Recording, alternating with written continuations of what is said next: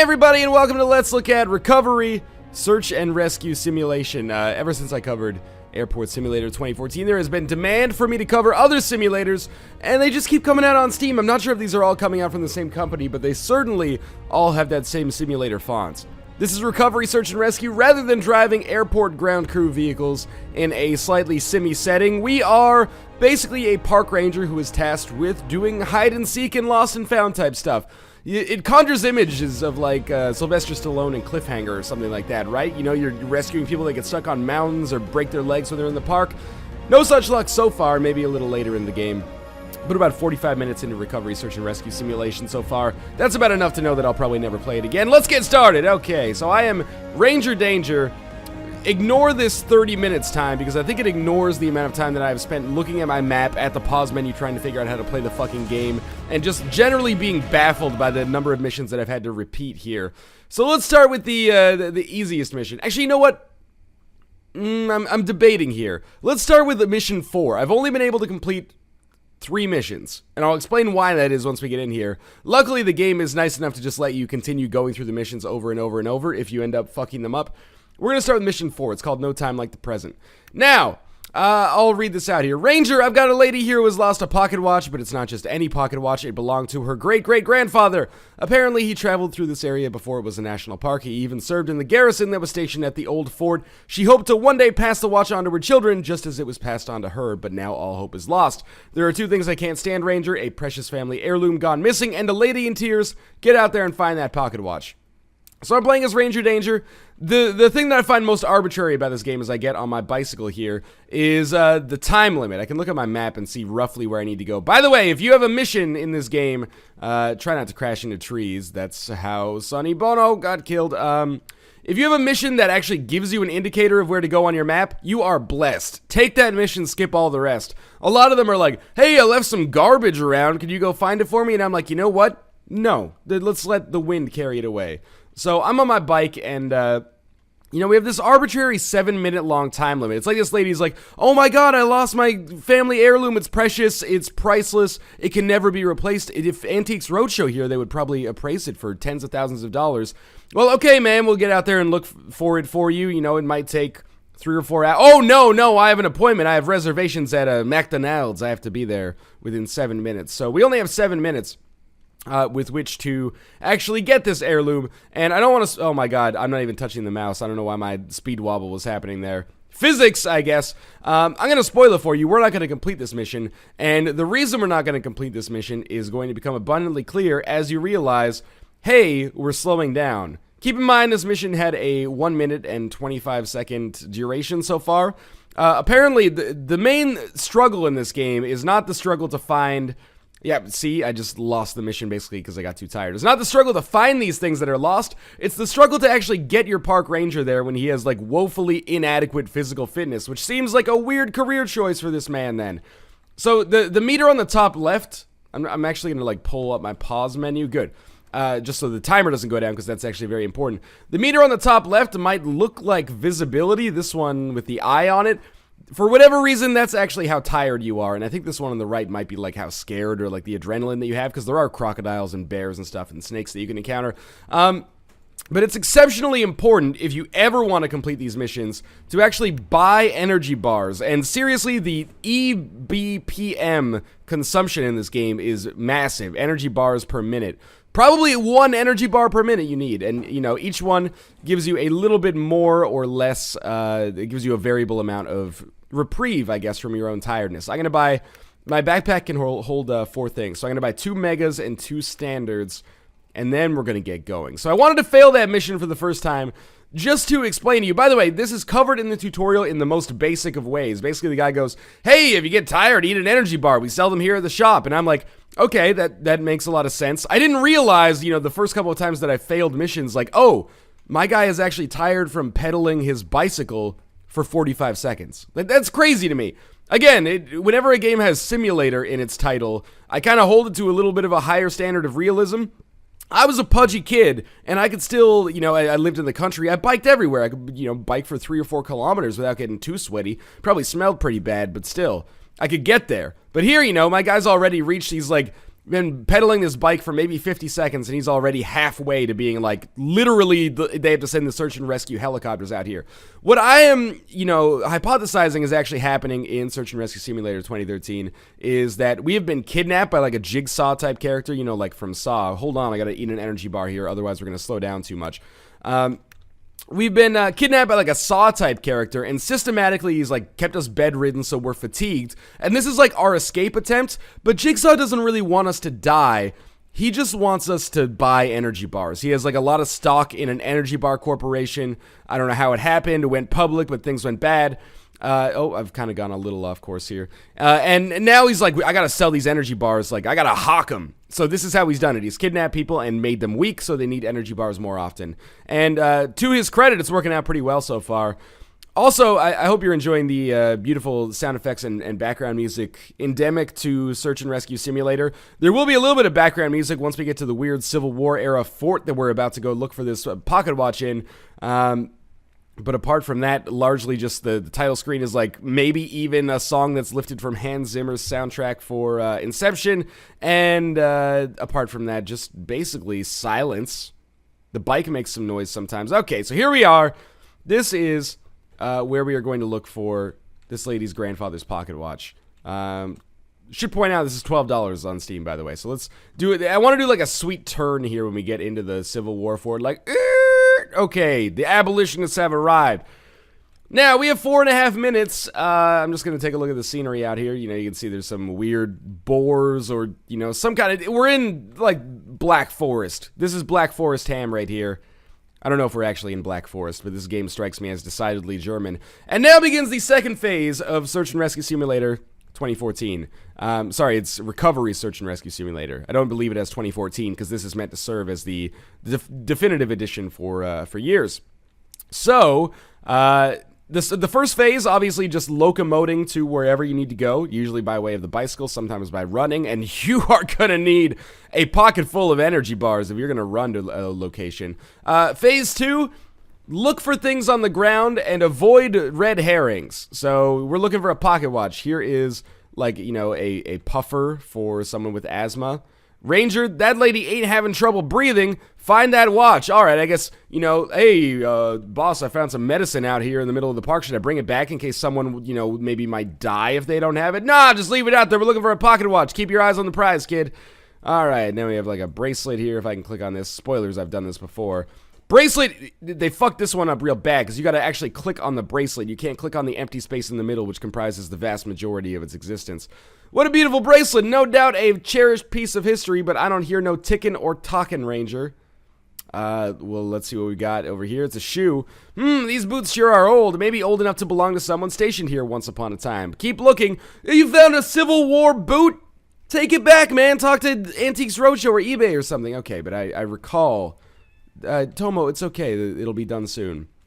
I found the pocket watch once. If I don't find the pocket watch, never fear. It doesn't make an enormous difference. I believe it was like just out of the garrison. This is not a roguelite. The thing is going to be exactly the same every single time. Or the mission's going to be exactly the same. The placement's going to be exactly the same every single time. Where was that pocket watch? And it's so frustrating. Again, the time limit. Oh, there it is. It's under the door here, so we'll pick this up. That's it. Think of the history written by those ticking hands. You've made me a proud boss today, Ranger. Should I take the medicine back, boss? No, not necessary. Okay. So, this is what I mean when I say we're caught up in this, like, Jigsaw-style energy bar selling scheme. We basically got enough points to pay for the energy bars that I used to get to the objective. Isn't that a great metaphor for, like, life as a park ranger? Work your ass off just enough to survive, or get just enough to survive. Okay, so, I could go on one of these other missions. I actually did almost complete Crocodile Hunter. In Crocodile Hunter, you ride your bicycle around, and you find inflatable crocodiles that tourists have left as kind of a joke. In fact, let's take inventory of the missions that we have so far. Mission 1 is tutorial. Mission 2 is basically, you're going to spend most of your time picking up trash. So I'm going to acclimate you to picking up trash. Mission 3 teaches us how to, look at animals and gauge their tracks and stuff like that, but it doesn't tell me where to go, so I just end up looking at the ground the whole time. Find a pocket watch. Find a red cap. Mission 6, I don't even really understand. It's like a test where children watch you being a park ranger. Mission 7, finding a young girl's lost diary. Mission 8, find these inflatable crocodiles. What's mission 9? It's the day of the annual National Park Marathon. Why did we agree to do this? It's stressing me out. What do we have to do? A spectator has collapsed from heat. There may actually be a search and rescue mission then. In fact, I'm pretty sure as you get like further in, there's more people to actually rescue. But at the start here, it certainly starts out kind of boring. Okay, so we've got to find this spectator. Is there something on my map? This is what oh, there is something on my map. Okay, I can make it there with a few energy bars. So let's open up our inventory.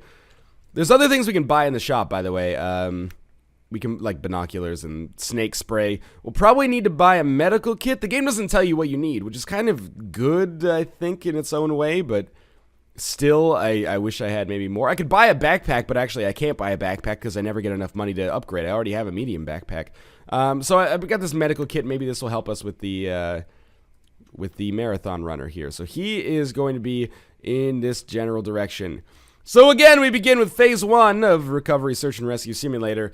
Let's talk about my overall impressions on the game so far. As you might be able to guess, I just noticed I had 420 points. I'm almost, I'm begrudgingly going to say blaze it, please. I mean, it would actually make it a little bit more enjoyable if you were a little bit blazing it when you were playing this game. But anyway, should come as no surprise that I'm not particularly fond of Recovery Search and Rescue Simulator 2013, 2014, whatever. Largely because it's just real boring, and I can't get over how unrealistic it is that your guy runs out of energy in minutes. I almost am at the point, I'm not trying to toot my own horn or be self-inflated here, where I feel like my weird, like, retconned reasoning for why we're so slow and, like, weak actually makes a lot of sense and maybe should be co-opted into the lore of the game itself. We're getting a little tired here, so let's take a mega energy boost. Oh, the meter in the top right, that might be our health. That would explain why medical kits exist. I don't even know if we're going to need a medical kit to save this guy. I don't know if maybe we're just going to pick this guy up, put him on our bike, and then come back. I hope he has some fucking energy bars in his pockets, because there's very little chance we're making it back to the hut with what I brought with me here. I will say, our guy trucks pretty well, though, and hills don't really seem to get in his way too much. So let's come over here, and yeah, it seems like there was a marathon here. There's lots of detritus and, staff and spectators. Where you at, man? You should be in this area somewhere. I can get off the bicycle now. The pigs are gonna eat him? All of a sudden, this got pretty gross. Where are you at? I'm gonna get off the bike, and then we'll take a look around.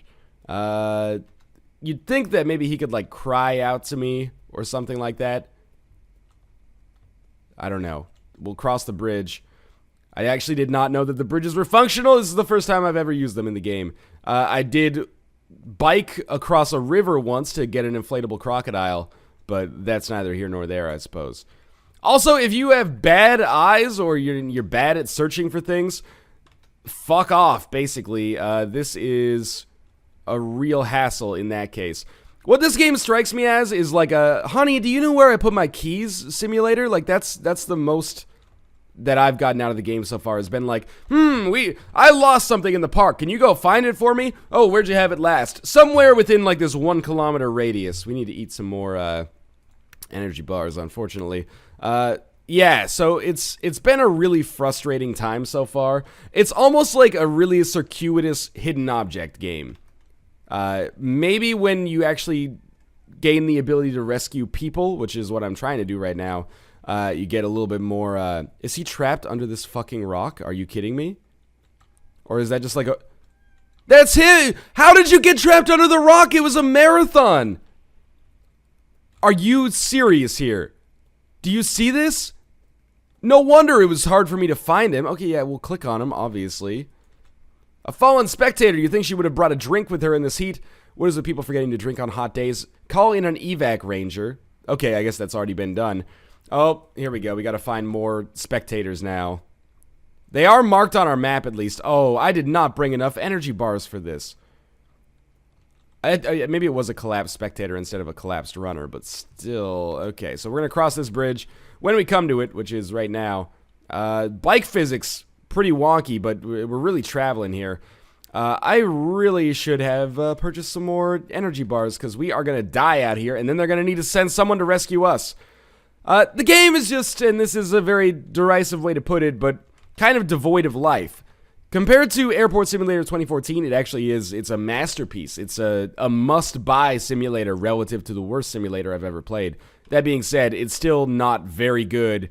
And again, if you are thrilled by the experience of, you know, finding lost objects in your household, maybe this is the kind of thing that might tickle your fancy a little bit. Also, if you are a big fan of energy bars, invest, because this might as well be called Energy Bar Simulator, in all honesty. But if you are, you know, a fan of perhaps having fun while playing video games, not to say like, oh, you can't have fun when you play this, because that's totally up to you, but seriously, I have not had very much fun when playing this, as one might expect. All right, what do you got for me? He's pretty happy for a dead man. Okay. Eyes are kind of freaking me out. All right, he's taking a bump to the head. He must have been standing on the rocks to get a better view of the race, and in his frantic excitement lost his balance. Yep, probably was standing on the rocks. Is there another person that I need to get? Oh my god, that's way too far away. Are you kidding me? I'm just saying, if I work for this company, they should provide their own energy bars, because I'm spending all of my fucking paycheck on working, basically. That's bullshit, right? Imagine if you went to McDonald's and they're like, well, you gotta pay for the meat, right? That other people eat. I'm doing a service for the public here. Oh, budget's tight, sorry. You gotta pay for your own Cliff Bars. Well, that wouldn't be, you know, I would be happy to pack my own lunch if they'd give me the option. Instead, I gotta buy it from the canteen. It's not fair, is it? I very much doubt that we'll be able to make it over this mountain pass. And again, how long has it been? It's been 5 minutes and 45 seconds, I think. And I have consumed 3 or 4 energy bars. 3 or 4 energy bars in 5 minutes. Hey, honey, I can't help but notice that you've gained a little bit of weight ever since you started that really physically taxing job as a park ranger. What's up with that? Oh, yeah, well, you know, I eat roughly 60 energy bars per day, so, you know, that's really putting a damper on my paleo diet here. Oh, my God. We're not going to make it, are we? Oh, Jesus, he's bouncing all around like a bouncy castle. Another thing that's bullshit, when you get tired, the bike goes slower, so you get less distance out of each unit of energy. But also, when you're going downhill, you still have to use energy. Just coast, man. That's biking 101. Oh, we're going to be taking off the force here. Yep, Ranger, you are in no condition to continue. The mission is over. What this makes me wonder about is what happens when you get to fucking 5 energy or 5 fatigue. Anyway, you know, this is Recovery Search and Rescue Simulator. There's a free roam. Mission 43 is a free roam. So, you know, you can play it infinitely, I guess. Infinite amount of playtime. It's $12 on Steam. It's going to be $15 after its opening week sale is over. Probably would suggest not picking it up, but again, if you're the kind of person that's into this kind of thing, if you're very into this niche, and you love hidden object games, and this is like just a large hidden object game to you, maybe you could consider checking it out. This is not Airport Simulator 2014 in that it is devoid of any sort of entertainment value beyond the ironic. They're actually, I could fathom a very small percentage of people on planet Earth, mostly in Germany, being interested in this, but certainly I don't count myself amongst them. In any case, I hope you enjoyed the episode. Well, it wouldn't be a simulator on Steam if it didn't crash at least once. I'm just glad I waited till the end. Anyway, as I was about to say, if you want to pick this up on Steam, you absolutely can. I wouldn't necessarily recommend it, but there is a link in the video description below. Again, $12 for its opening week sale, $15 after that. And of course, if you enjoyed the video, make sure to click the like button. It helps out a great deal. Your support means the world to me. And of course, subscribe if you want to see more first impressions like this in the future. As always, thanks for watching. I'll see you next time.